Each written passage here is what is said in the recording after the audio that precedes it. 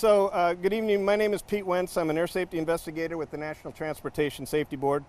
On behalf of the NTSB and myself, I'd like to extend our deepest condolences for those affected by today's accident. I just arrived on scene, and what I can tell you now is that about 10:32 this morning, a Piper PA-28R, November 56258, impacted a apartment building. There were two persons on board, and both received fatal injuries. The aircraft departed the Peachtree DeKalb Airport on runway 12 left and made a right turn, and then that was the last that they had contact with the aircraft.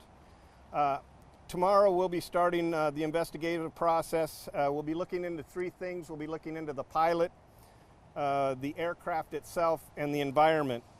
And so what I mean by looking at the pilot, we'll be looking at their ratings, their medical certificate, their training records. With the aircraft, we'll be looking at the engine, all the systems, and the maintenance records that go with the aircraft. And lastly, we'll be looking at the environment, the crash site itself, the weather at the time of the accident, and any air traffic communications that were going on at the time.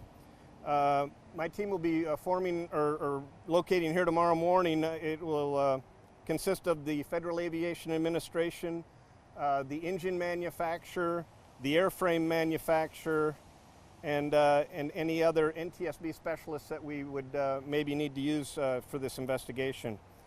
Once we finish the on-scene portion of the investigation, the airplane will be recovered, and it'll be taken to a secure location for further examination. The final report for this accident will take somewhere between 12 and 24 months, but a preliminary report will be out in the next 14 days. Right now, I'd like to ask anybody who knows anything about or has any information about this accident and would like to share it, they can do so by emailing the NTSB at witness@ntsb.gov. Or if you would like to use Twitter, it's at NTSB_newsroom, or you can call up to Washington, D.C. to 202-314-6001. Before I take any questions, I'd like to thank the state and local police along with the local fire and EMS for all of their help today.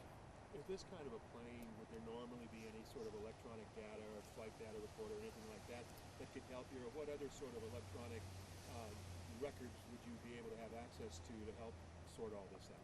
So on this type of aircraft, you don't know what type of data you're going to get because the owner of the aircraft can put in virtually very little instrumentation, or they can really put a lot of money into it and put a lot in there, which there is data that we can retrieve. And so we can get in there tomorrow and take a look at the instrument panel and what there is to have. It's really hard to say at this time. Any signs of distress from air traffic control at all from the airport, from the airplane? Like I said, I just got to Atlanta. I don't have any reports. I've requested the ATC recording, so we'll take a look, but that'll be further down the road as well. Where is the plane, and did it come down in one piece?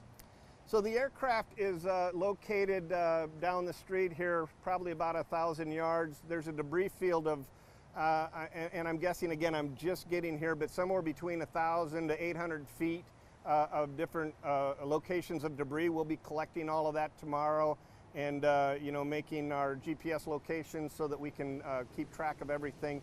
But at this point, it's very hard for me to say, being that I arrived here in the dark of night and I haven't really had a full view of the accident scene. Do we know anything about the pilot, his experience?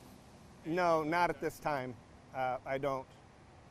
Were the bodies inside the apartment, or were they outside? At this time, again, just arriving, I'm not really comfortable saying that. I don't know the real actual answer. And in your experience, when you realize that there are parts of the plane strewn over quite a big area, is that an important piece of information that will help you kind of understand what might have been going on in the last moments of this flight?